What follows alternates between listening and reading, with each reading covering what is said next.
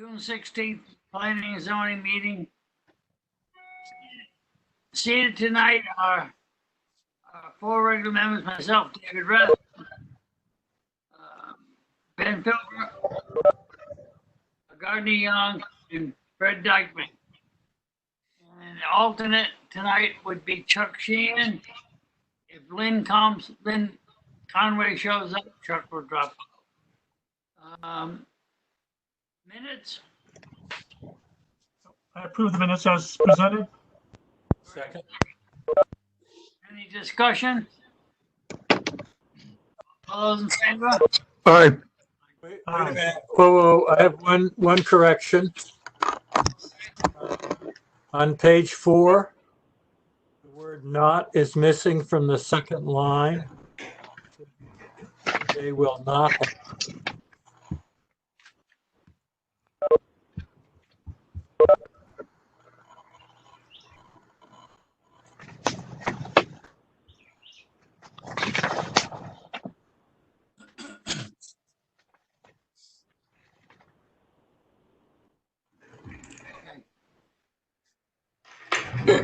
Action?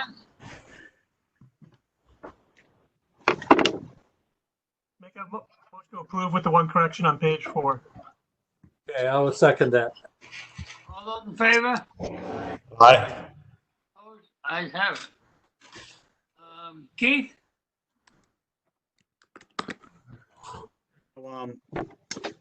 Moving to the administrative review items, item 4D1 is a commission interpretation regarding modification of existing retaining wall and building setbacks.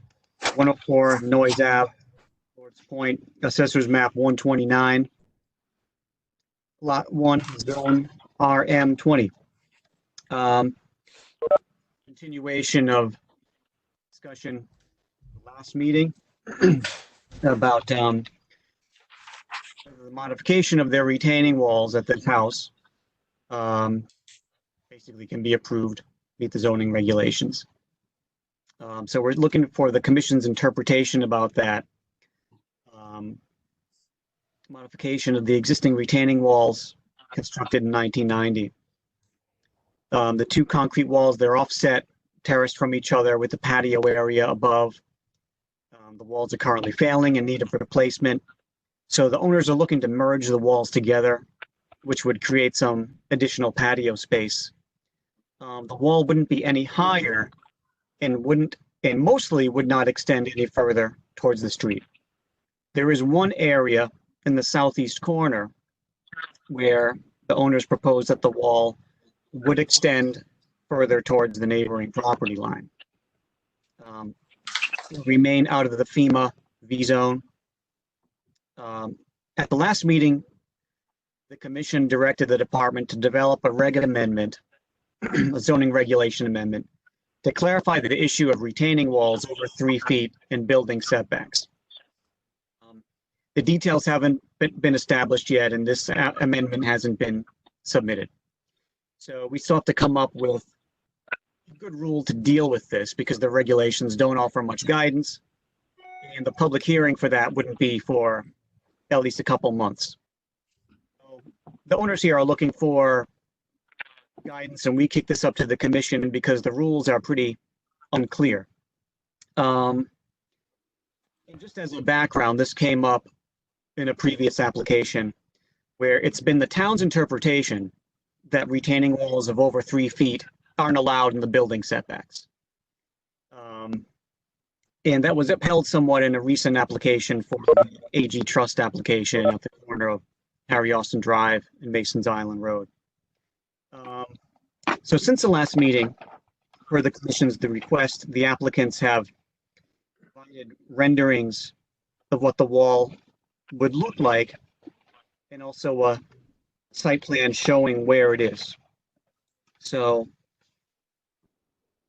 in the staff report, they have renderings of what the wall looked like.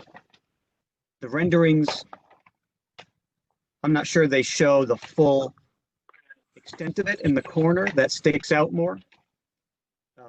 If you look at the proposed site plans, the retaining wall does go a bit further than it is now to the, I guess it's northeast to the house next door. In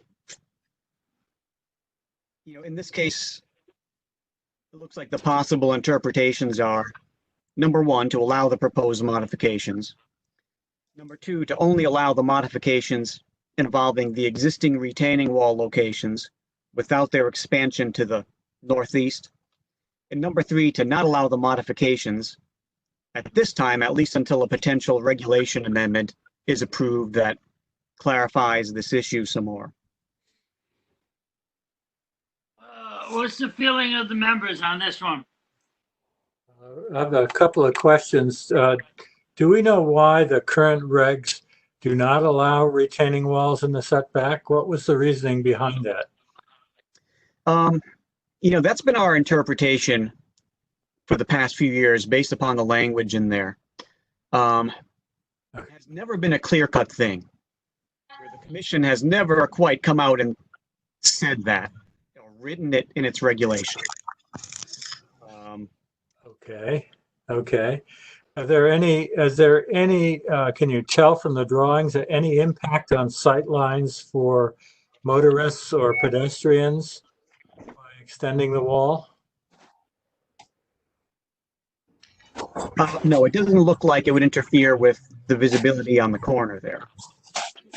If I may speak up, I visited twice now the site, and the proposed wall is going to look a lot nicer than what's there now. It will not infringe on anybody's site views. I'm a little concerned about the expansion, but I think it's particularly in the setback, isn't it, Keith? It just nibbles a corner. Do any of the neighbors object to the expansion? I have heard from a neighbor who was concerned about it, who wanted to remain anonymous. To answer the question, I have heard some concern about it. Keith, do we know what the nature of the structural issues are with the wall? Is something where structural failure is imminent? Mr. Zerbini can probably answer that better than I. I mean, there are visible cracks in the wall. But hello, Keith. I'm here. Can you hear me? Can you hear me? Yes, we can hear you. Yes, there are visible cracks in the wall right now.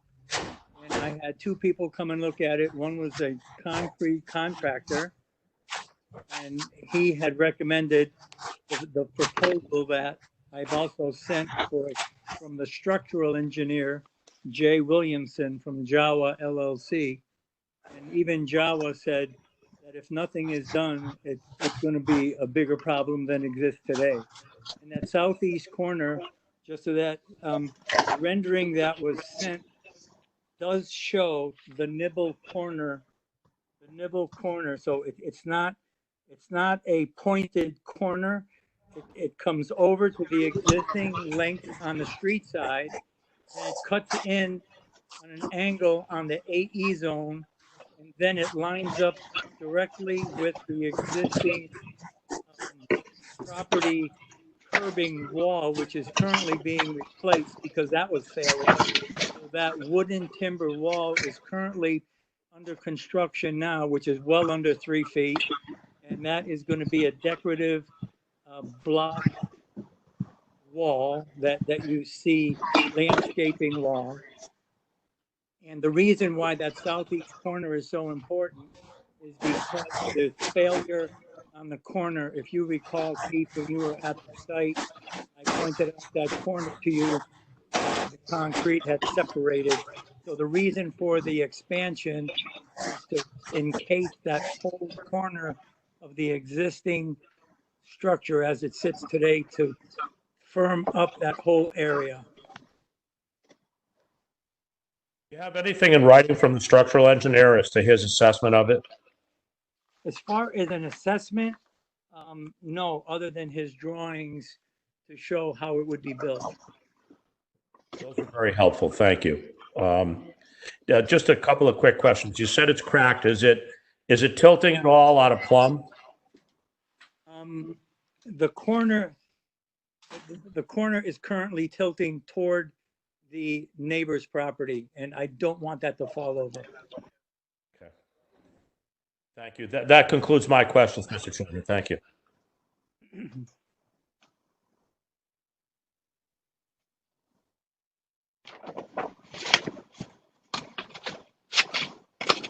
Mr. Chairman.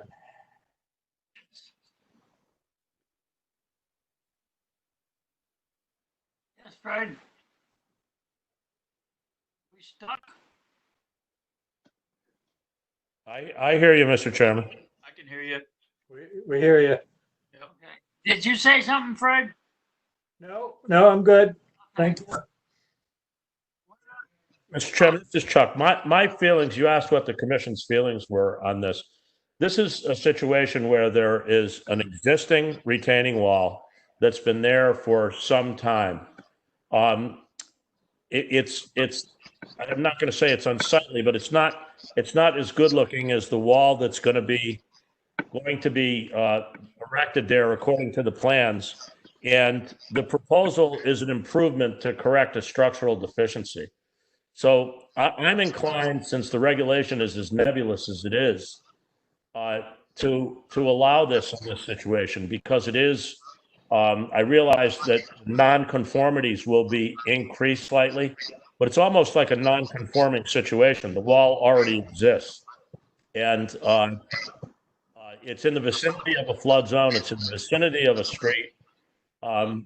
It's my feeling that we should allow the owners to proceed.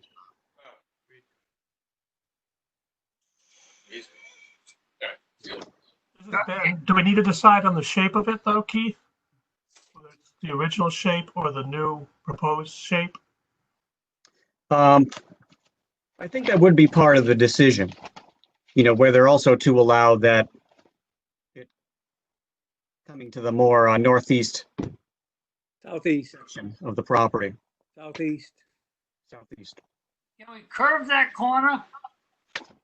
That corner is if you can look at the 3D rendering with the stone veneer, you will see that it is on an angle. It is not coming to a straight point. It's the existing is a straight angle. The proposed, you'll see, if you look at the top drawing of the proposed, you'll see that there's an angle there. You can also see it by the by the site plan of the retaining wall. So you'll see that it is angled in, and then will be a direct straight line, which will tie into the new block wall.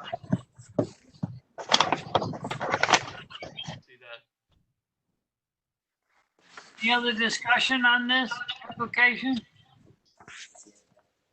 So, Mr. Zerbini, in that new area, is the wall over 3 feet tall? In the actual new area, no. I'm going to say no, because it goes up on the ledge. You'll see by the site plan where that ledge actually comes in. So that would be lower than 3 feet, or maybe 3 feet, 35 inches, something like that, but it would not be as high as the other walls. Okay. And for the commission's benefit, at the last meeting, we talked about whether this would need a CAM application that would go back to the commission. I reached out to DEP for that answer and haven't heard back from them yet, so I'm still not sure about that. So when the existing wall was built, all that was taken into consideration, which allowed the wall to be built. And I know that our engineers at that time had done whatever they needed to do to get the proper approvals at that point. And this wall is not coming out any further. So I certainly understand you need to do what you need to do, but it is an existing wall. it's not going to come out any further to the road.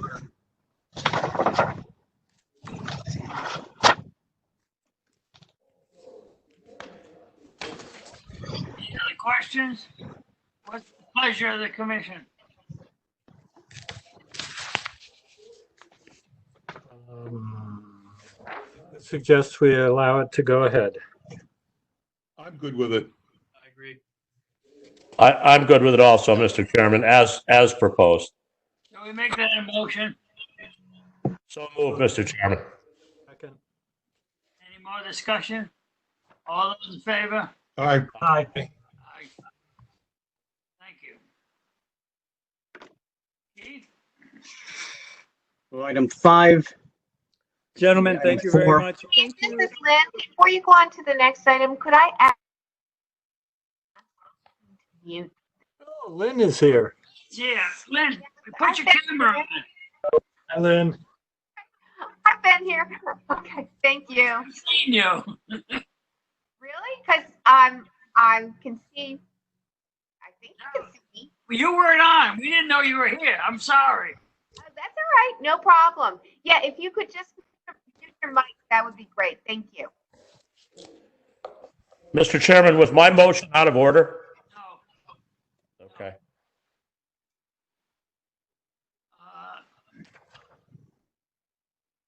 Next item, Keith. Sure. So are we seating Ms. Conway?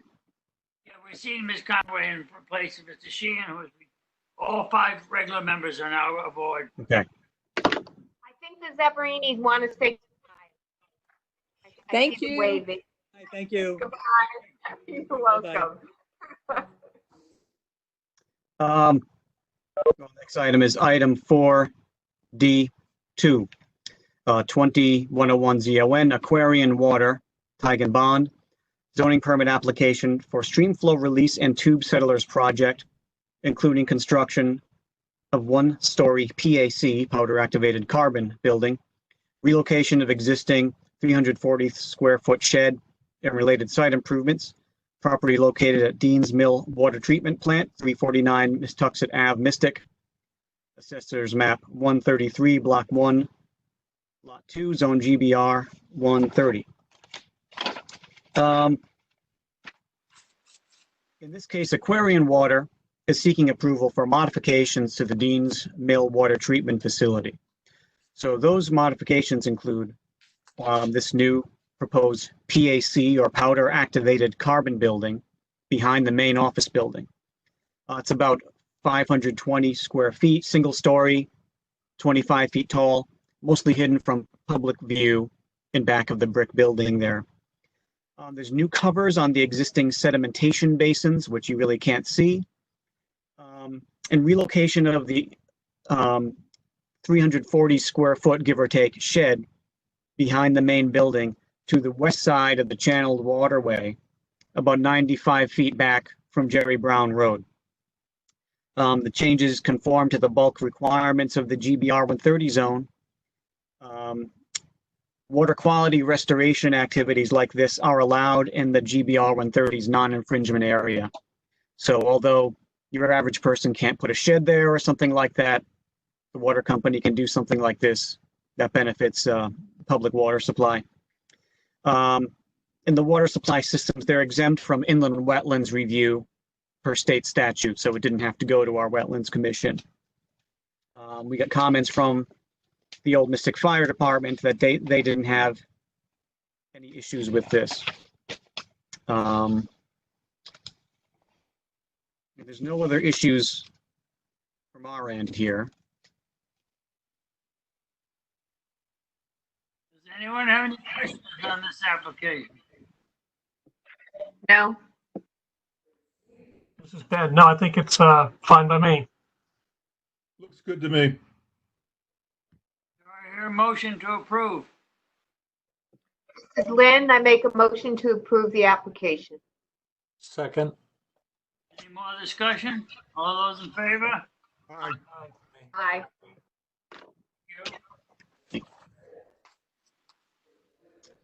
Okay. Item 4D3, 20102 ZON Roxriv Realty LLC, Kenneth Baldwin. Zoning permit application for construction of a 29-foot 6-inch by 11-foot 6-inch Verizon wireless equipment shelter, generator and 1,000-gallon propane tank with underground fiber line and associated improvements. Property located at 12 Coogan Boulevard, Assessor's Map 164, Block 4, Lot 1, Zone TC 80. This application, Verizon is looking to build the centralized radio area network hub facility. Basically an equipment shelter to house wireless radio, electronic equipment, an exterior generator, and a 1,000-gallon propane tank. New fiber lines will also be installed from Village Farm east to Clara Drive. This will be located near the southwest corner of the Mystic Factory outlet site at 12 Coogan Boulevard off Village Farm Road. This application received a variance from the Zoning Board of Appeals to reduce the front yard setback 50 to 22.5 feet. Due to the site's location within 100 feet of inland wetlands, they also were granted inland wetlands approval on May 7th with the stipulation that staff shall be notified to inspect erosion and sedimentation control measures. So with the front setback variance, the application conforms to the bulk and use requirements of the TC80 zone. And there's a plan here in the staff report. This is right behind McQuaid's, isn't it? It is, right. This is Ben. I have a question, Keith. The proposal mentions a small retaining wall. So the retaining walls are coming to haunt us this past month and a half. Is there a height on that? Just so we can be consistent with our inconsistencies. I couldn't see a dimension. There is. I can't make it out on this plan. Let me see if I can make it out on here. Is it internal to the site? In other words, to keep McQuaid's from sliding down the hill, rather than something that you would view from the street? I'll have to see here.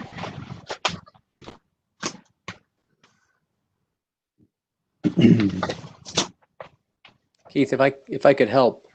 Oh, sure. This is Ken Baldwin with Robinson and Cole for Verizon Wireless.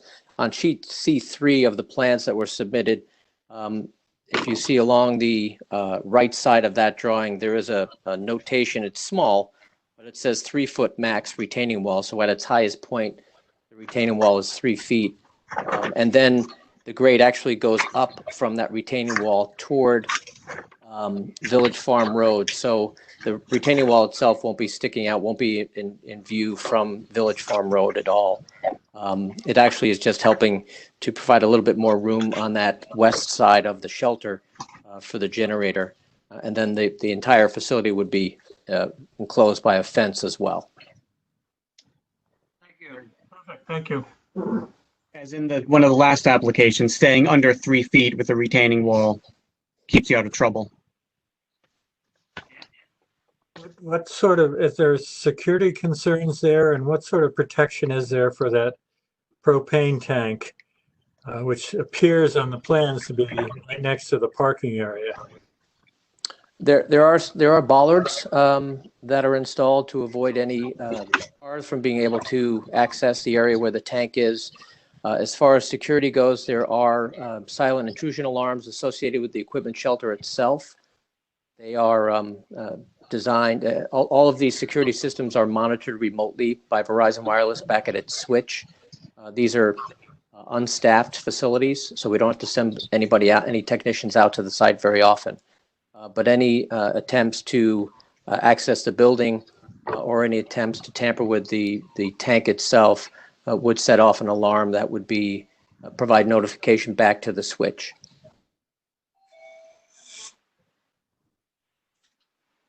Thank you. Any other questions? Terry, Motion. Make a, and to make a motion to approve this application as presented. Second.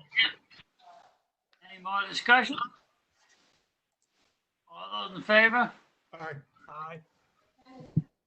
You around, Lynn?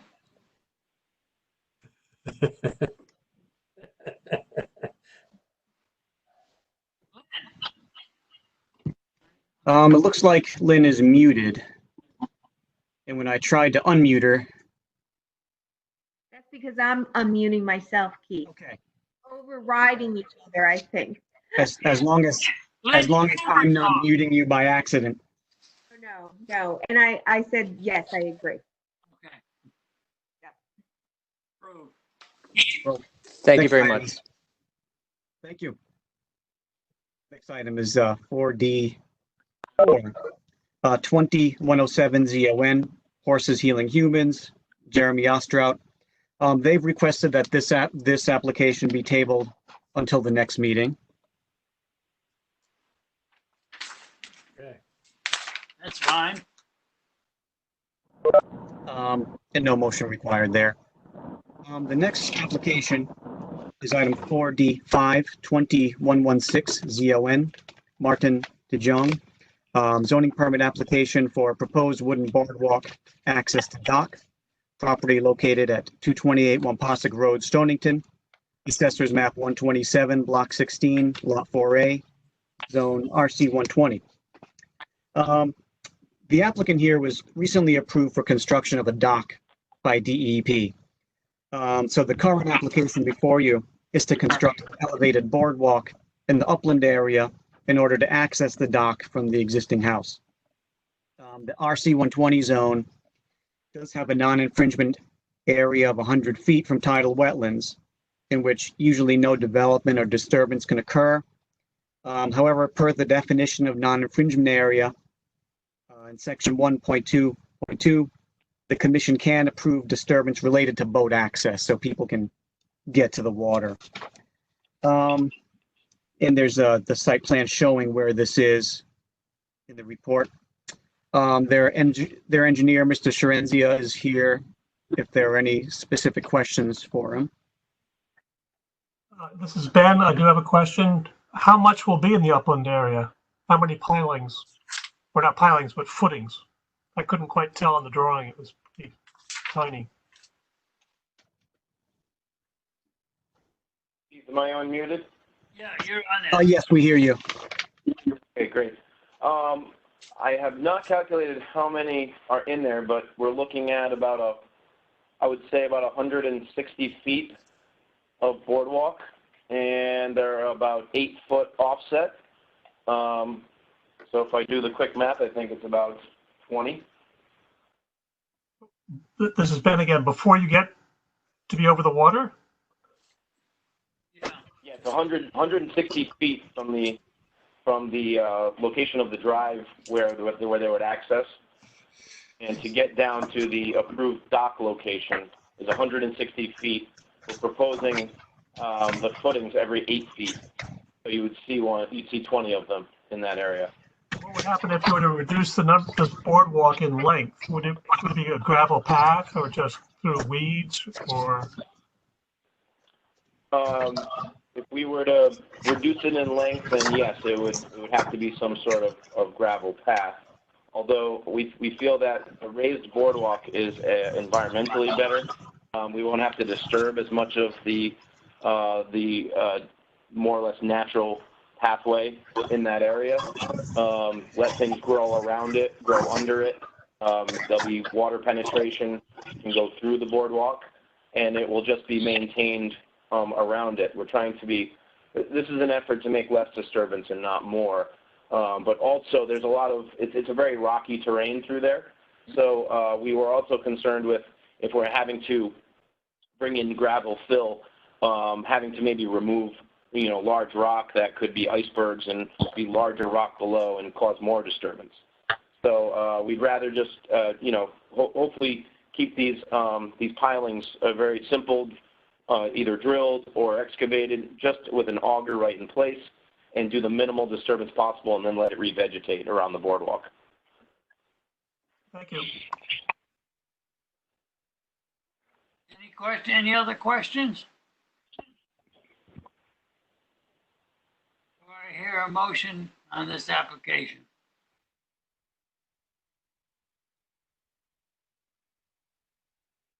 I'll make a motion to approve the application. Second. Discussion? All those in favor? Lynn, where are you? All those in favor? Aye. Aye. Opposed? What happened to Lynn? Thank you. So, item 5A is correspondence. This is June 5th, 2020 correspondence from the Connecticut Siting Council regarding petition 1410 for construction of a 3 megawatt AC solar photovoltaic electric generating facility and associated electrical interconnection on 2 parcels at the Elm Ridge Golf Course to the east and west of North Anguilla Road at the intersection with Elm Ridge Road.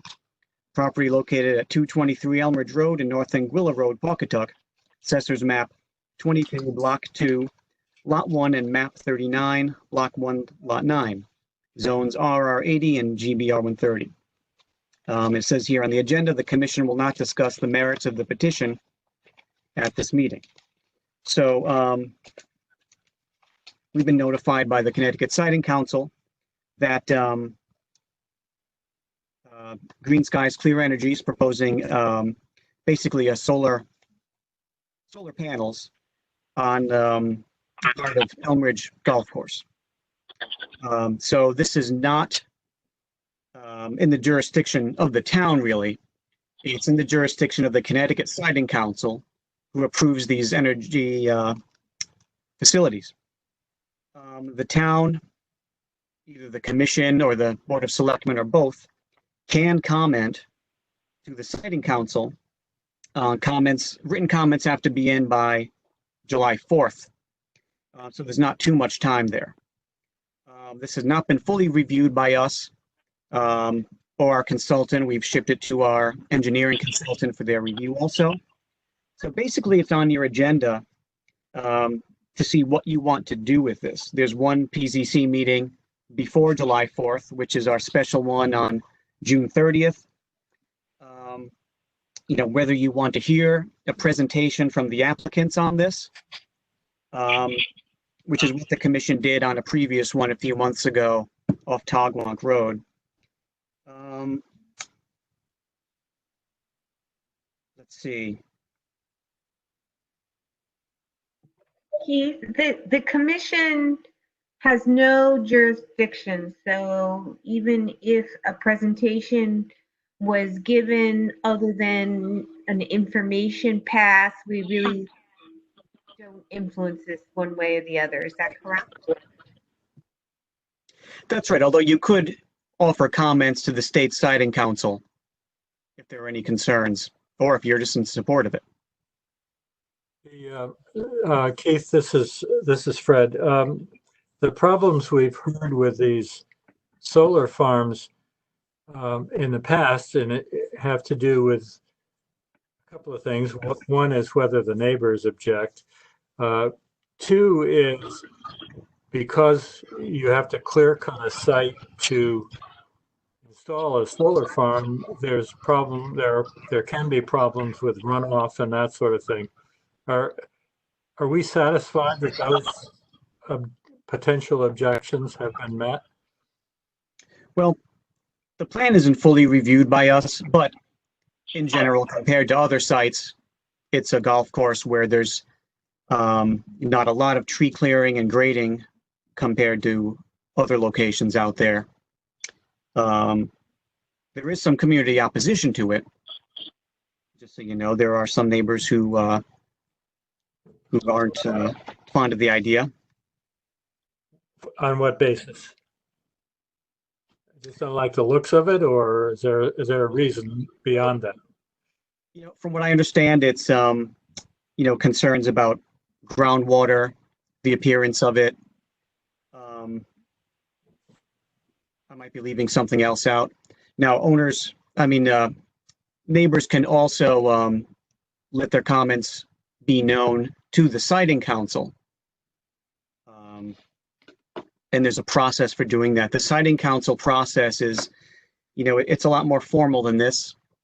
You have to register with them. It's almost like a mini trial when these things go before the siting council. So there's a lot more sort of organization and work that has to be done if you're going to work against something with the siting council. Can we, I have a question. Are they reducing the number of holes, or are they actually going to be clearing land? They are going to be reducing the number of holes. I see. Thank you. can we wait to the next meeting, Keith, to wait to get the report from the engineer? Yeah, we don't have any comments from the engineer yet. One of the decisions that would have to be made is if you're going to talk about this at the next meeting, will you hear public comment then also? Can we? Well, I think you can. Of course, you're not issuing a permit. You're just possibly offering comments to the state siting council. So Keith, at a minimum, wouldn't it be up to the town of Stonington to pass along any objections, observations, and so forth from the neighbors? I mean, it would seem to me that we could do that and let it go at that, right? After we hear from the engineer and so forth. We could, right. What are the selectmen's views on this? I think they're in the same boat. They've heard from some residents who are concerned about it. I think they're considering what to do with it, whether to discuss this some more at one of their meetings. But the process doesn't leave much time. Okay. Where they've given the town only to July 4th. Maybe we for comments. well, he might extend it. Can we get together? I'll get together the selectmen and see what their feelings is on it. If it's a town response, I think it comes from the selectmen's office rather than us. I hate to pass it down the road, but I think that's probably where it belongs.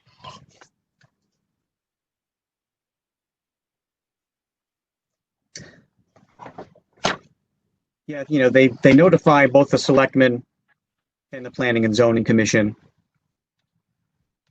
Maybe this is Lynn, maybe the benefit, as Fred stated, of having a discussion at the June 30th meeting is that it's a meeting that's published, it's within the short time frame that's allowed, and it would be a mechanism for the public to comment and beer.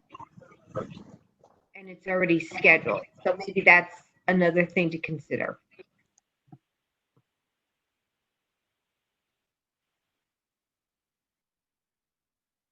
So what is the feeling of the commission at this present time? What we should do? Well, I guess I'd like to hear more about it if we have the opportunity from the engineers. Yeah, I'd like to hear from the engineer too. I mean, this is above my pay grade. Chuck, you there? Is Chuck still around? Yep, I'm here, Mr. Chairman. Go ahead. You sort of broke up there. Have you dealt with one of these before? Yes, I've dealt with the siting council exclusively, and I've also had very good luck with them. In Suffield, we had a large solar array. The abutting neighbors did not like it, and we were able to get some visual mitigation and get them to rearrange the site. So the siting council was very responsive to the Planning and Zoning Commission. We also got them to, as Fred I think said, there were some drainage issues associated with it. So we got them to deal with the drainage as well. But the siting council was very responsive to our memo, which articulated all of those issues and passed them along. Thank you. So let's continue until the next meeting. And maybe we'll ask you for more advice between now and then, Chuck. Tell us where to go. If you could help Keith out on it, how your success was with him. No problem. No problem. I maybe can help them with the summary that gets written up and sent along. I'm happy to do that. Thank you. Any other questions on this discussion? Okay, well, Keith, next item. We're done on that. The next item, item 6A, under old business, PZ 2006 SD and GPP. This is D6 Realty LLC, subdivision and groundwater protection permit applications for the free split and subdivision of a 1.13 acre lot, 3 Country Lane, Pawcatuck, Assessor's Map 21, Block 1, Lot 3, Zone RA20.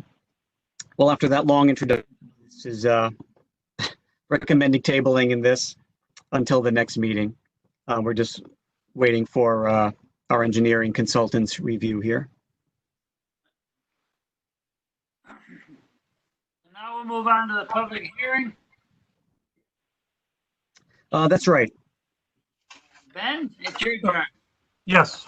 Pursuant to the general statutes of the state of Connecticut, revision of 1958 and all amendments thereto, and pursuant to the zoning regulations for the town of Stonington, Connecticut, the Planning and Zoning Commission hereby gives notice that it will hold a virtual public hearing on Tuesday, June 16th at 7 p.m. by virtual meeting on the following applications. The first one up, PZ 2004SPA and GPP at 1189 Pequot Trail, LLC. Site plan and groundwater protection applications for implementation of approved master plan for activities, events, house renovation, and construction of an 80-foot by 30-foot equipment storage building. Property located at 118 Pequot Trail, Stonington. Assessors map 135, block 2, lot 1, zone AHD-2. I think it's 1189. Is that correct? Yes. Oh, 1189, yes. Seated tonight's application of the 5 regular members. Where the public hearing works, if you don't know, we'll hear from the applicant, then we'll hear from everyone in favor, then we'll hear from anyone opposed to the application, and then we'll have any general comments, and the applicant have a right to rebuttal. In the end, the planner will give us his remarks. Mr. Valenti. Yes, Mr. Chairman. Good evening, then board. I got all the documents. I can share them, or I believe you have them all in front of you as far as the site plan and all. So that's there in front of you. And the site plan is the same site plan that we submitted originally for the part 1 of the zone change, which you approved. The only addition to the site plan from the original one that was approved is I wanted to build an equipment shed in the back of the building for the tractor and the arena groomer and all kinds of equipment. So that's the only change to the site plan from what we had proposed originally. And then on that approval, they also asked me to work with the state of the archaeology, and they came up here and they wanted to identify where the cemeteries that were possibly located on the property. They did identify where the small house is. If you can see it on the plan, there's a small house with a stone structure around it. that's where the original cemetery was. I did speak to R.B. Jones, who actually lived up here. He was the son of the owner. And he said that was decommissioned as a cemetery back in the 30s or 40s. And actually that it was exhumed, I believe, and the house was built there. So there is no cemetery there any longer. And you can read the archaeologist's letter from the state of Connecticut confirming that there's nothing there for that site. The second one, they looked at, and the archaeologist identifies it in his letter, and also said there's no evidence of it being there any longer. And actually, it's on the property. Not when they did the split, it ended up on their property, not on mine. So I did work with them, and I did submit his letter with the Yukon archaeologist that you have a copy of there. So that's that. And then we were also asked by Keith to, when we put this application in for the site plan review, he said, you should put in an application for the groundwater protection. So I did fill out an application for the groundwater protection permit. So tonight I was asking for the groundwater protection permit as well. I do have a letter here from the Aquarium Water. Actually, it's an email, and basically saying that they stop up here, Aquarium does, and checks all the time to make sure we're being a good neighbor. And he says, everything looks good to you, and you have a beautiful facility. Thanks for being a good watershed neighbor. So I do have an email from him. It says more than that, but I summarized. Do you want me to read the whole thing? I can, Mr. Chairman? That's fine. Fine. Yeah, we don't need it. Is it in the record, Keith? We have a copy of it? No. I don't believe I do. I think it came in afterwards. I think Keith. What's the commission's members like? They want to hear the whole letter? No, thank you. No, just if they could get a copy to Keith so they could have it on the record. Absolutely. Thank you. So that's basically all I have. I think I can just entertain any questions. I do have Rich Cody here, and I have Pete Gardner here, an engineer, and my wife Deb. If you have any questions, we're at the farm. This is Ben Philbrick. I do have numerous questions. Yes, sir. There are no elevations on your new building, so there are no doors or windows? Yes, there will be doors. There will be doors and windows. That was just a quick sketch I had. I haven't really designed the building. I was just trying to see Keith about it, and he says, "Well, put it on your plan and ask for it in there because it'll be part of the site plan." So I did, and I didn't put the doors and windows on it. It's just going to be a dry building for storage, so it's not going to be any toiletry facilities or. What kind of siding will be on it? I imagine I'll match the barn. The barn is made of metal siding, so I imagine I'll match the barn. It's blue and white. Okay. And then I did have some other questions about activities. There will be outside music, outdoor music? Yes, in the last meeting, it came up and it said, amplified music shall be limited to no later than 10 p.m. and all events shall end by 11 p.m. Right. And do you know where that will be set up? Do you have like a bandstand idea? It depends on which event we have, but some of them will be inside the indoor arena, which is here, and some will be up at the house. There's some fields up by the house that would probably lend itself to having tents and weddings up there. Okay, thank you very much. Any other questions at this time? Mr. Chairman, just a quick question for Keith. Did we get an engineering on this at all?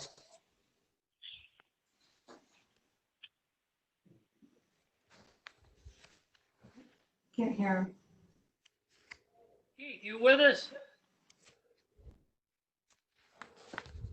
I'm sorry, I was muted. But was the question, was there an engineering review on this? Was there an engineering report on this?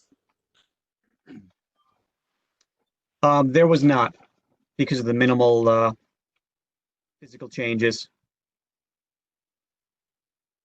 Okay, so we're not concerned about what happens to roof drainage or anything like that, really, here?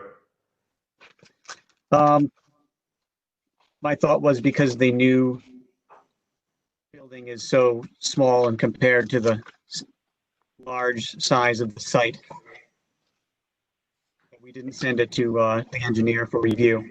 I don't see a concern. I just, if there was an engineering report, and I think you're correct in your assumption. I think that the site is so large that there's plenty of opportunity for the water to infiltrate. So, so if there is no report, then that's fine. I don't think there should be one. Thank you. Any other questions at this time? Anyone else like to? Well, Mr. Chairman, if I can just sort of summarize a few things here for those who might be unfamiliar with this process.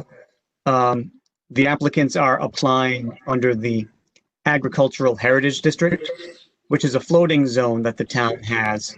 A floating zone meaning the zone is established by approval of a more general master plan. This was approved last fall for this property. Then the regulations require that they come back for a more detailed site plan, which is what they're doing now. In this case, there's not much of a difference between the site plan and master plan because they're not, other than this new barn, they're not constructing much. So it's approved in two steps, like I said, the master plan and the site plan, which they're doing now. So, you know, the Agricultural Heritage District does allow for more flexibility than does a typical zone. And the commission established the basic parameters during the master plan review. So, I think I'll stop there. I just wanted to explain sort of the basics of the zone before we went on to hear from the public comment.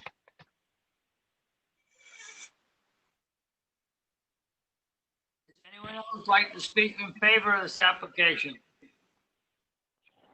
Yes, I would. This is Shelley Mancini, and I speak in favor of it. Can I have your address, please? Yes, 71 Langworthy Avenue, Stonington, Connecticut, 06378. Go ahead. Oh, I just want to convey my support of the plans and the exceptional job that the Valentis have done to date with the property. Their conscientiousness about the environment, the neighbors, the historical integrity of the property, the land management. It's been exceptional, and I'm fully in favor of it. Thank you. Anyone else like to speak in favor? I would like to speak in favor. Please identify yourself. Bill Middleton, 1034 Pequot Trail. Thank you. As a former resident of the property and someone who got married there, I think this really lends a great use to an old farm. And we should really all thank Rob and Debbie for having sunk their resources into this that I think few others would have to save really such a unique and historic property. Thank you, Bill. Anyone else? I would like to. This is Peggy Roberts. I'm with the Greater Mystic Chamber of Commerce, and I'm also a resident at 11 Joy Avenue, Stonington. Thank you. Just like to say that we're fully in support of this project and have been all along. I've been there myself, and it's just a beautiful use of that historic property. And I think that the owners have been more than responsible in all of the construction they've done and all the planning they've done to that property. So yes, we're fully in favor of it. Thank you. Hi. Anyone else? Yes, hi, Steve Cohen, 4 Fallon Road in Pawcatuck. And I just want to echo the comments that have been made. The property looks beautiful. it's a labor of love for the Valentes, and it really is an asset to the community. So they've done a remarkable job, and I fully support this proposal. Thank you. Maureen Fitzgerald, president of the Ocean Community Y on Harry Austin Drive in Mystic. I have personally toured the facility and the wonderful job that Debbie and Rob have done to enhance the facility. We look forward to doing some programming with them and in full support of the project as well. Thank you. I'd like to support the project as well. My name's Lisa Kanicki. I'm president of the Ocean Community Chamber of Commerce, also a Stonington resident at 15 Renee Drive. And in both capacities, I'm here to enthusiastically support the application. And as a sidebar, my incoming board chairman is very much looking forward to holding her October 2nd, 2021 wedding on the property. Thank you.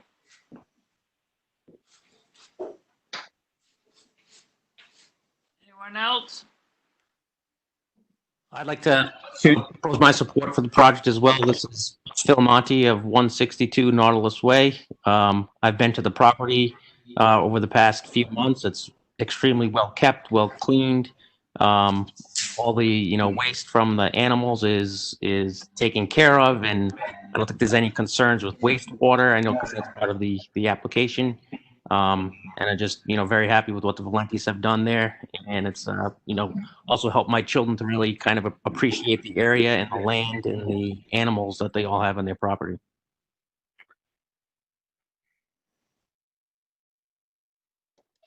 So if anyone does want to speak, just make sure you unmute yourself. If your microphone is red with a line through it, you're muted, and you have to click it to unmute yourself. Is there anyone opposed to this application?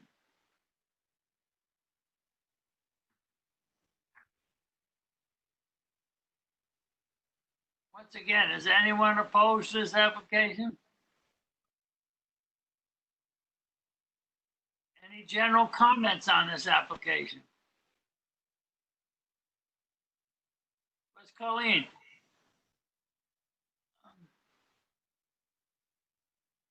Hearing none? Keith?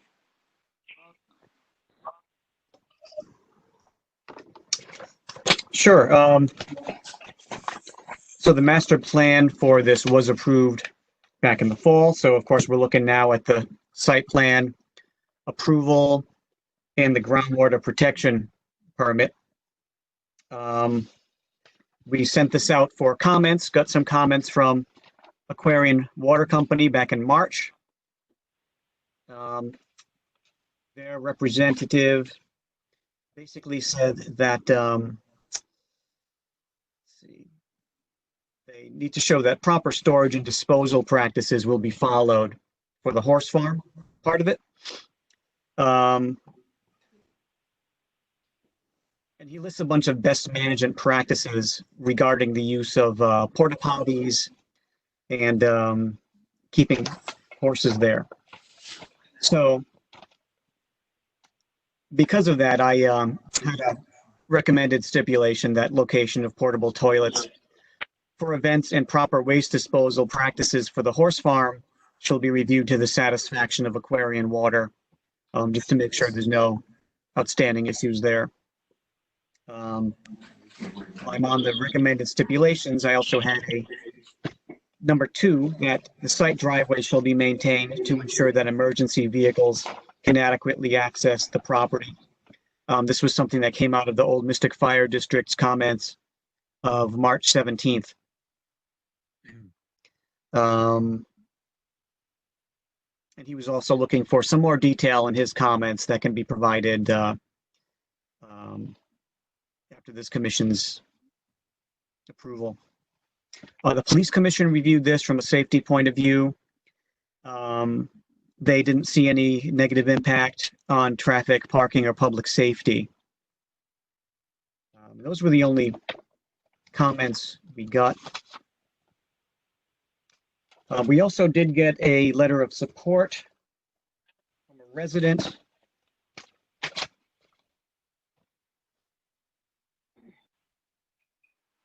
Oh, this was actually Shelley Mancini who actually spoke tonight. She submitted a letter in favor here. One of the things the commission might want to think about memorializing the stipulation, if you're to approve this, is where the outdoor music can occur. So maybe putting that in writing might be helpful, just so the outdoor music stays in the geographic location where you want it to stay. So the decisions here by the commission, it's a decision on the groundwater protection permit and a decision on the site plan application. And if this is approved, their next step will just be to apply for an in-house zoning permit from our office, which is just sort of like a check the boxes administrative type approval to make sure all the stipulations have been met. And then they can operate as was advertised to you here, and build a new structure. Do you have any suggestions as to how to locate or box in the site of music, bands, that sort of thing? Mr. Valenti had a suggestion about where it could occur. You might be able to best explain it. I was thinking something just to keep away from a certain distance from the property lines with the live music. At least 300 feet should work.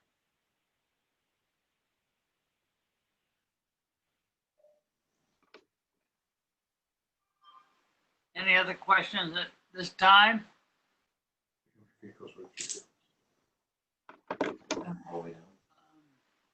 Yes, this is Ben again, Philbrick. Could the music be stipulated to be 500 feet away? Because I thought I read in one part you have 500 feet of woods between you and the nearest neighbor.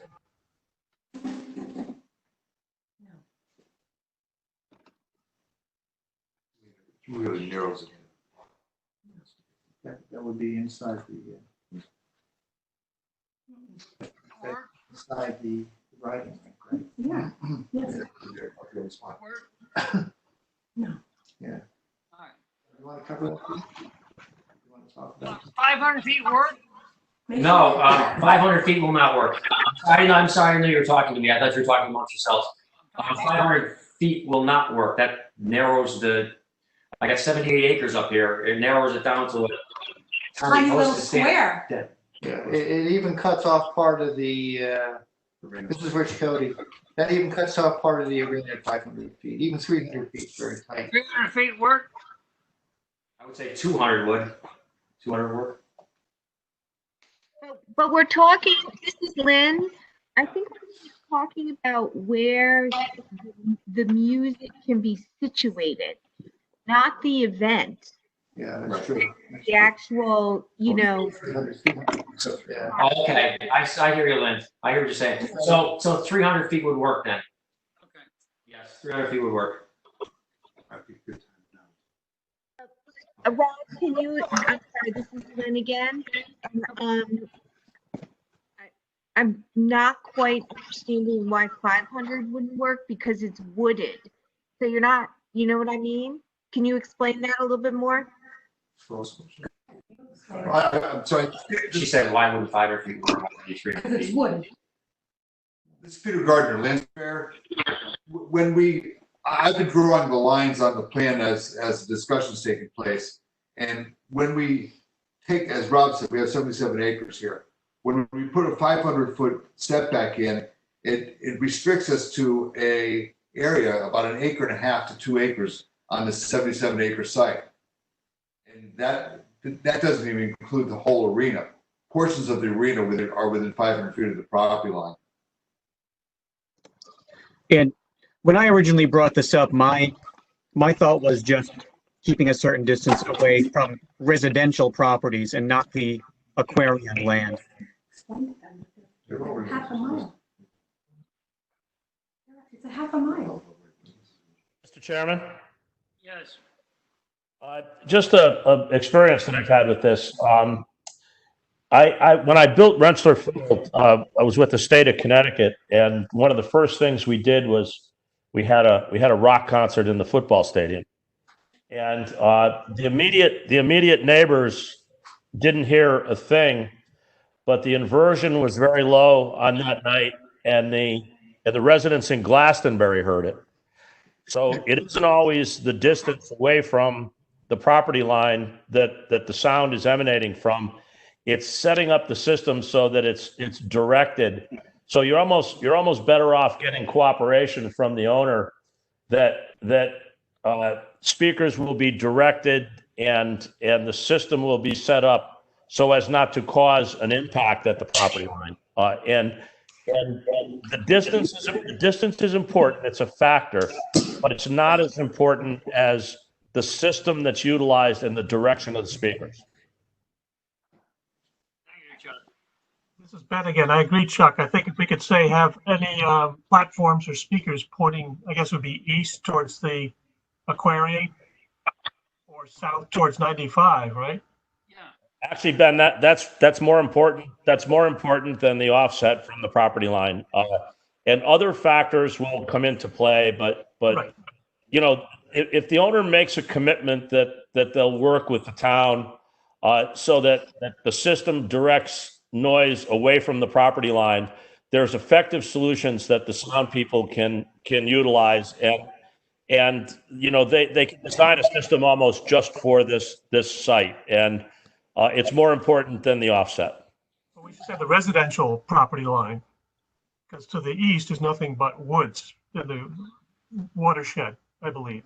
Right. That's why your suggestion is so good. That you know the sound system face that direction. Correct.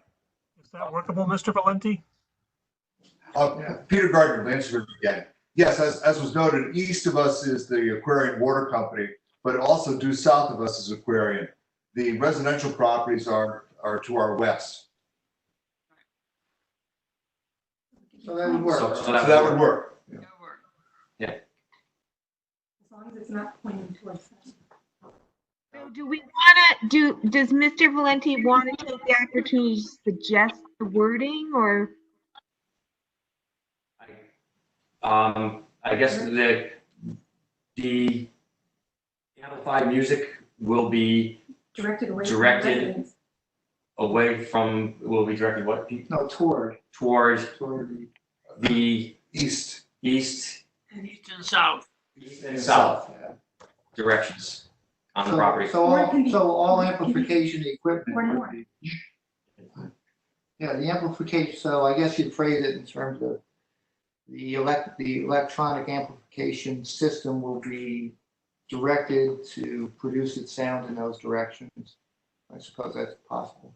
I would just add, if possible, so as to minimize the impact along the adjacent residential property boundaries. That's fine. Well, can we also stipulate 200 feet? Yeah, I think that's what you found acceptable as well. I don't think we would need that now because we're pointing the direction in the other. Combo. Well, as Chuck said, it's one of the factors. You know, it's a combination of a lot of different things, but you know, I think we went from 500 to 300, and I think you suggested 200. So 200 is okay? 200 is fine. Okay, so 200 is okay, yes. Okay, perfect. Thank you. You're welcome.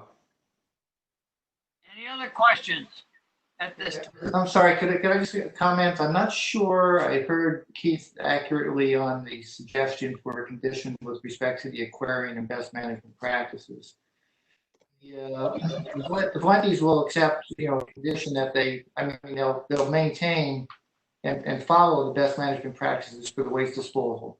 But they're not going to agree that that's going to be up to the aquarium water company to decide whether they're meeting it or not. So I'm not sure if I heard Keith correctly on that, as if he was suggesting it would be in the discretion of the aquarium water company, but that we won't accept, and we don't think it's necessary, and it's probably a legal condition. So. And we are following management practices, and And then they've been up here, you read the letter from them saying that they're happy with what we were doing up here and that we're good neighbors. So, I would say following the practices of the aquarium, not, we don't want them to come inspect you. Mr. Chairman, why doesn't, I agree with exactly the way Mr. Cody said it, and our attorney Cody said it. Perhaps they could just simply draw up their own best management practices, and that's what they follow. that's fine. I'll do that. Yeah, I think that's the best way to do it. And that's the way this is normally done. The owner drafts his own best management practices, and you subscribe to those. Okay. So I think the stipulation would be worded something like location of portable toilets for events and proper waste disposal practices.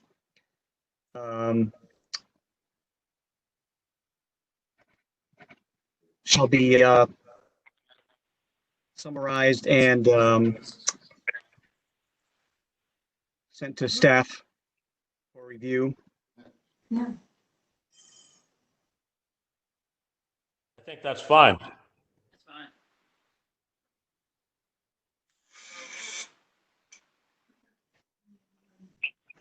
just because I'm looking at Mr. Valenti and I just want to make sure there's not confusion.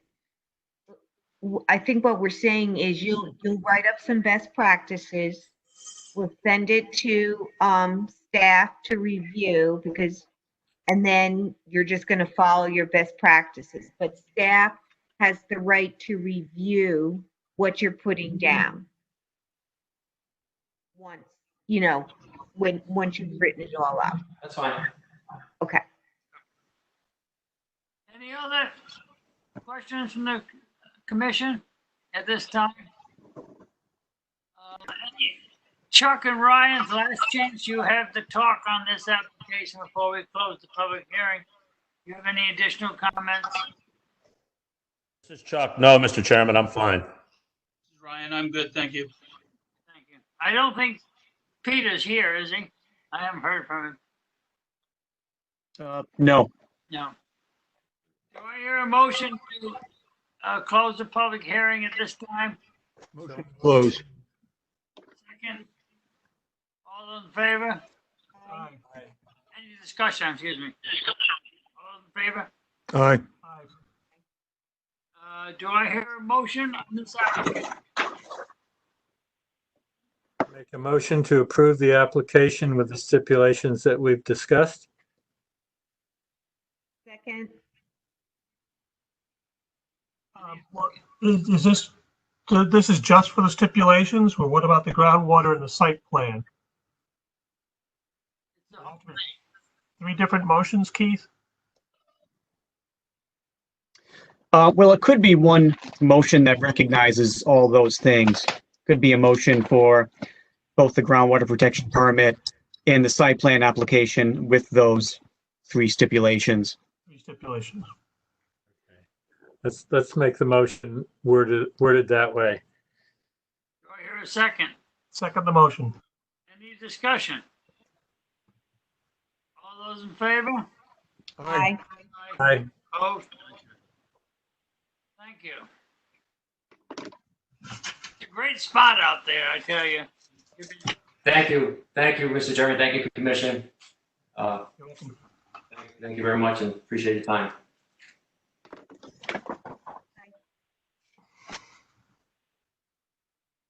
Ready to move on to the next one, Mr. Chair?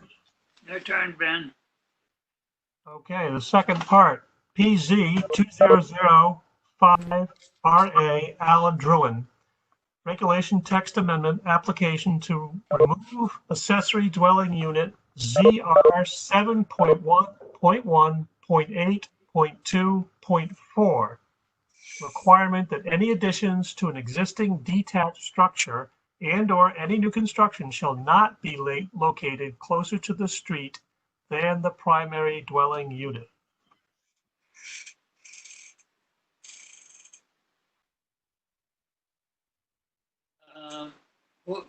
Who's presenting this application? Al? Drone? Yeah. I'm here. Okay, well, it's your application. We need to have your presentation on it.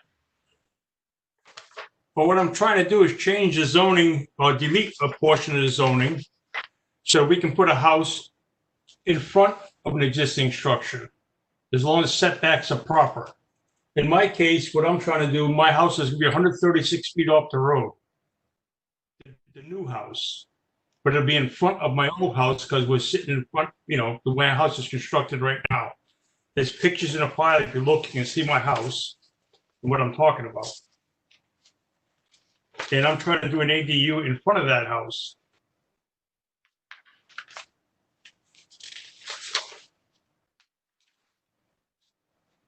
Using the same driveway going up.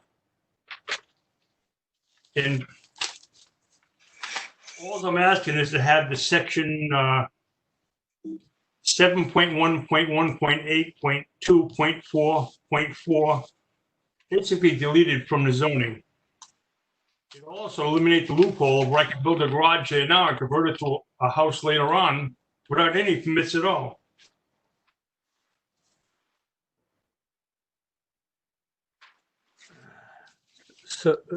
So a question for you, sir. Why change the regulations for the entire town as opposed to just asking the zoning board of appeals for a variance? Because I looked around, here's a good example. I just took a picture of a zoning map. And that shows 100 lots in this town, which wouldn't make any difference if the house is in front or in back of that site. And I guess DEP also came back and would recommend a house not be put on the waterfront side, but on the water side. So it affects a lot of lots in this town, not just mine.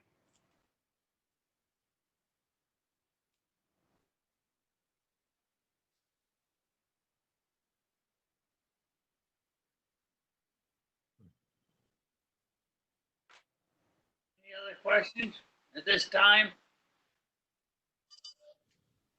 Mr. Chairman, just one point of order. This is Chuck.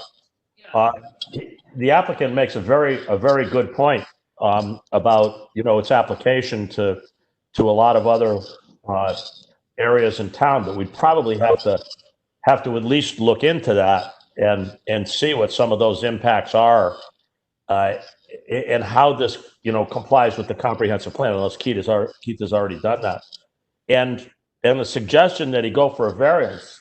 He meets all the criteria for the variance. He has a hardship related to the land.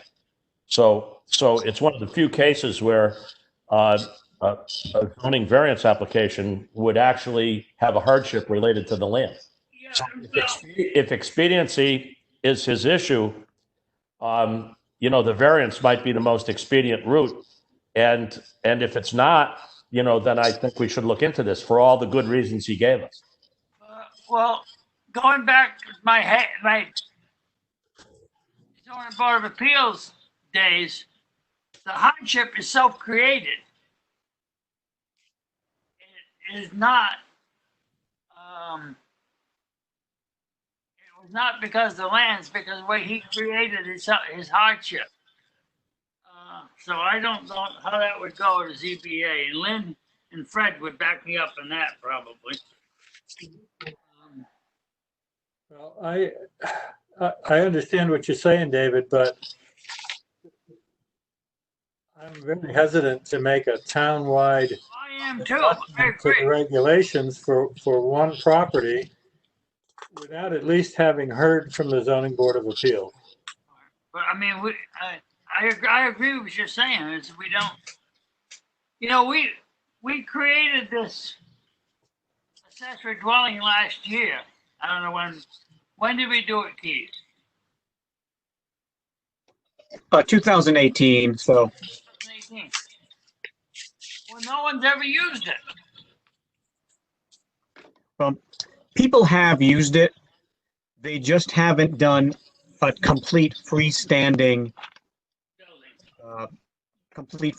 building. They've done it in their houses. They've done it in over detached garages that already exist, but they haven't done something like this yet, which would actually need a special use permit and architectural design review board review. This is Ben. I'm a little hesitant of just nitpicking the whole amendment for this one, striking the wordage of this one line. The precedent, then other people come in on their hardship cases and try to get wordage stricken out of it.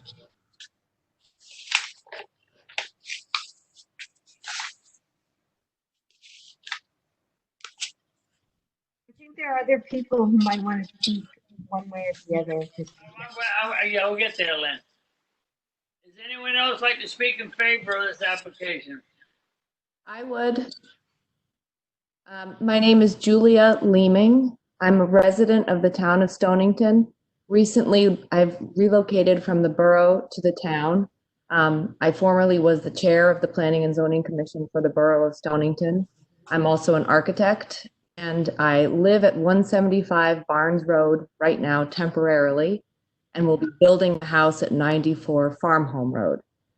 And I very much agree with Mr. Druin's recommendations. And I just would like to walk you through my thought process, which is that section 7.1.1.8 is very stringent in its requirements, particularly for new construction to create an accessory dwelling unit.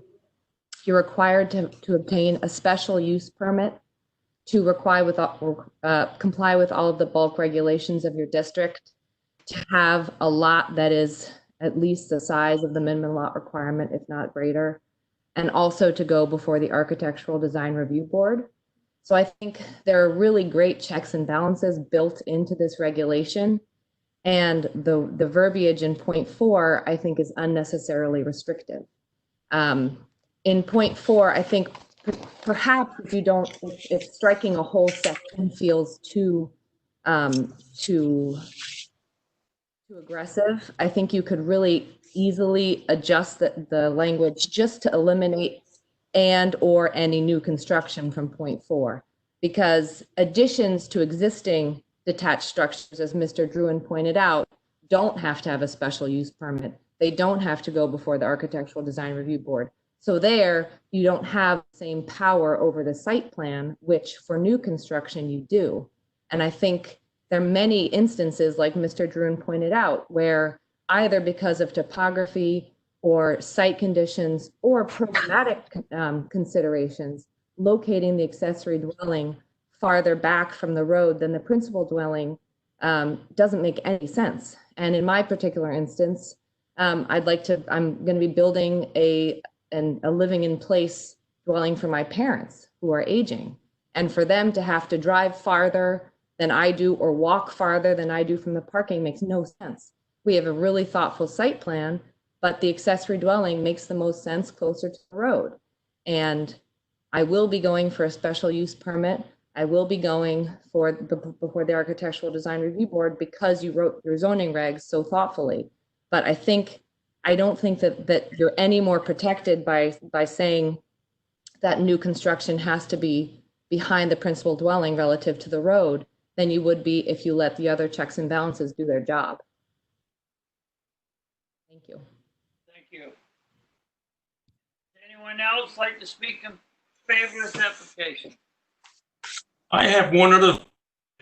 If I can build a garage there right now with a permit and come back in 6 months and convert it to an ADU and not have to go through the special use process or all the design board review or anything else.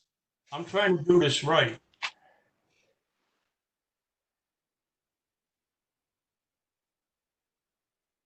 Is anyone opposed to this application?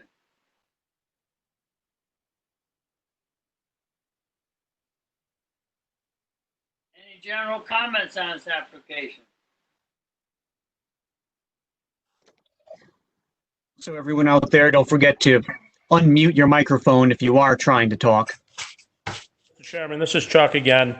I do think the architect made some very good points. There are other protections in the zoning regulation which would apply in virtually all cases that give the same protection that you have in this paragraph that's going to be eliminated. in listening to, her thoughtful comments, I think she offered a constructive rebuttal. Thank you, Chuck. Anyone else? Keith?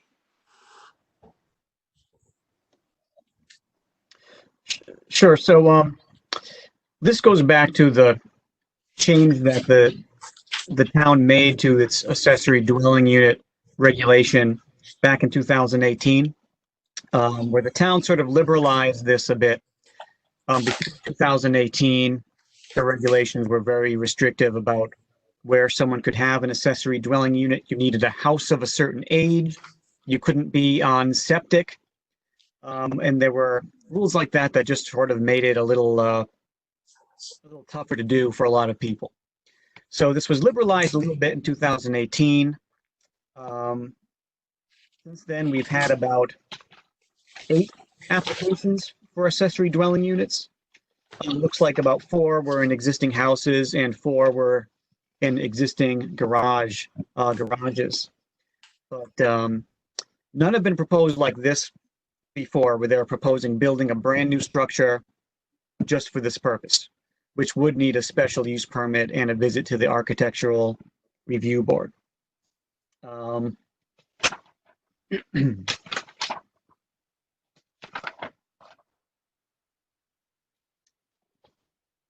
So, I mean, as far as the potential benefits to this application, it does make it easier for some people who are looking to do this. Additional opportunity for moderately priced units with minimal impact. It removes the penalty, so to speak, for people like Mr. Druin who happen to have existing homes that are pushed back from the street, who still can fit it on their lot without violating the front setback. And like Mr. Druin said, there is a potential loophole in the regulation where someone, because there's no age limit to the structure, the structure doesn't need to be a certain age, you could build a garage, wait a year, and then apply to make the garage an accessory unit. The way the regs are written, potentially you could do it if you do it in that 2-step process to get around the rule. And as far as the potential risks, I think the main one is probably just aesthetic concerns related to the disruption of any existing streetscapes. If there are streets somewhere where it would just plain look funny to have something like this for the house. There's some alternatives to this also, and Ms. Leeming mentioned one. Another one is to require doubling the district's minimum lot area to construct a detached accessory dwelling unit in front of a primary residence.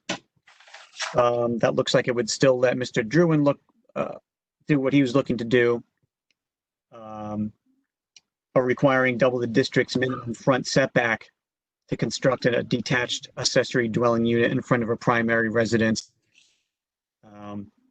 Would still help Mr. Druin's case. I can't say how those would affect other people in town who might be wanting to do this. As far as the POCD, which you need to look at in a regulation amendment, the POCD is generally supportive of encouraging this sort of thing. Of course, it doesn't get this specific with this issue, but just in supporting accessory dwelling units and these sorts of things.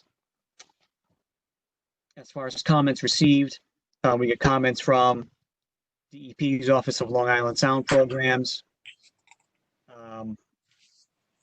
They just say that on waterfront lots, our preference is to site all buildings closer to the street line and further from flood zones and coastal high hazard areas to avoid flood damage to people and property. The Southeastern Connecticut Council of Governments didn't have any, didn't find that it would result in adverse intermunicipal impact, which is sort of the one thing that they look at. As far as the required actions here, there's a vote on decision of the applicant's conformance with the 2015 POCD. There's a decision on the application's conformance with the comprehensive plan, which is sort of the combination of the zoning regs and the zoning map. Which it seems like it doesn't have a real impact on that to change this specific rule. And the final thing, a decision on the actual regulation amendment itself. And you can approve it as requested or deny it or approve it with modifications.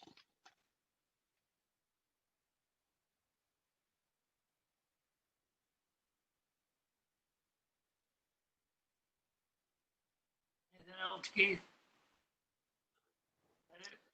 No, I don't think so. Do I hear a motion to close the public hearing? So moved.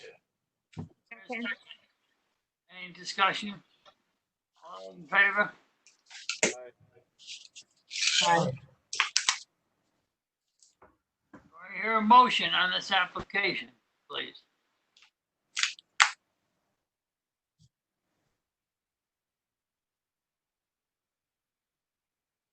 Well, to get the ball rolling, I make a motion to approve this with the, this application with the regulation in mind before we tackle the POCD and the comprehensive plan.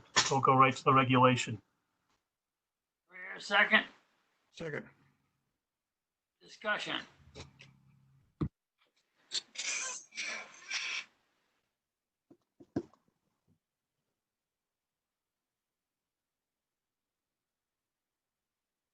This is Lynn. Go ahead, Lynn. I'm sorry. Go ahead, Lynn. You know, I think that when the commission looked at the zoning for this, that we had concerns in expanding the AUD. And I think that some of the rationale is that not every lot is going to be suitable for an ancillary dwelling unit. And, you know, I think that, you know, changing a regulation for you know, one person's property is not the way to go. I think that the history of use of the regulation over the last years, you know, we haven't had a lot of people come and try to you know, work around the regulation as it is. I think that, you know, perhaps if the commission was going to consider anything, they should go back and do some homework and look at the properties in the town. And, you know, as someone mentioned, maybe there's 100 properties that could benefit from a change in the text. But I think that's going to take some homework. And I just don't think that the commission has the information to really make a text change at this point. You know, that's going to meet everybody's needs and the needs of the town. Thank you, Lynn. Ben? I was wondering if we should get more information from the Zoning Board of Appeals, as was mentioned earlier, before making a decision on this.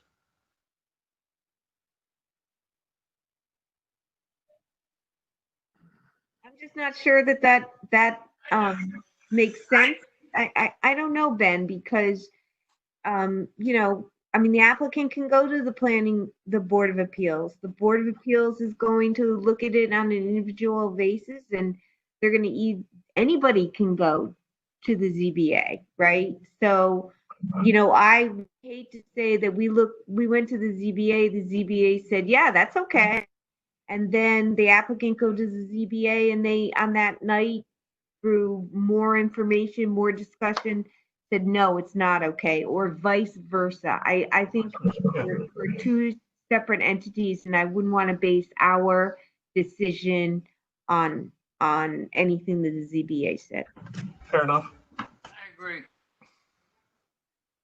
other discussion? Fred? Well, I'm back where I started. I am reluctant to make a change to the regulations for one property owner. If we had a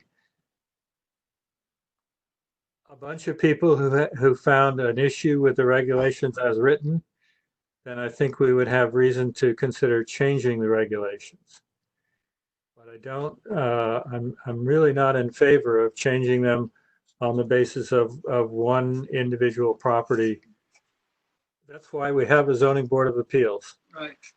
And I think if this were presented to them and they turned it down, then we might have a basis to change the regulations if we wish to do that. But I don't see the point of doing it now. I agree with you, Fred, and it's for the whole town, just not one person in one area. It's Not 100 properties either. It's for all the properties. yeah, exactly. That's asking for trouble, I think. I think changing a regulation is a big deal. And I think it needs to go through a thoughtful process. And I think some really good points have been brought out through this discussion.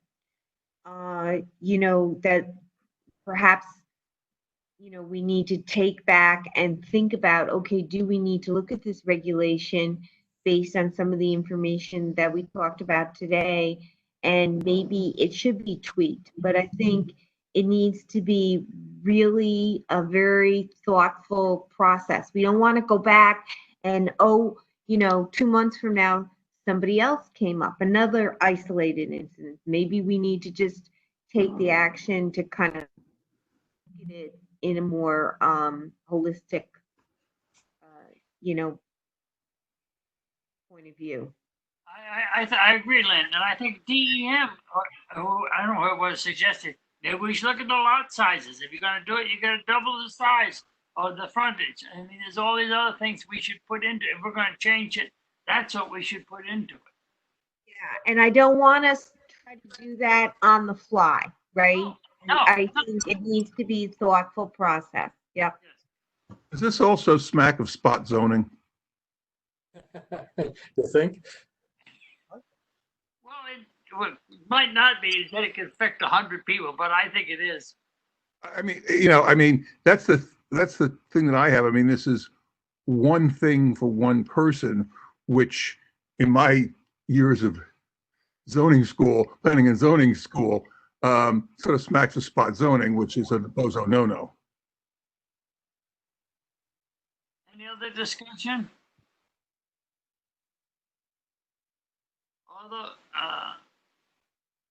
All those in favor of this motion say aye.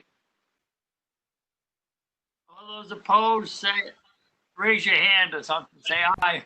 Opposed. Opposed. Motion is defeated. Any other business to come before the commission? Make a motion, we adjourn, and we'll go again on June 30th. Make a motion to adjourn.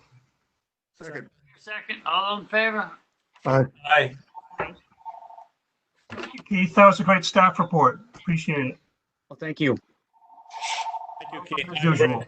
I agree with Ben. Very good job. Thank you. Good night, everybody. Everybody. Thank you. Good night. Good night. Mr. Chair.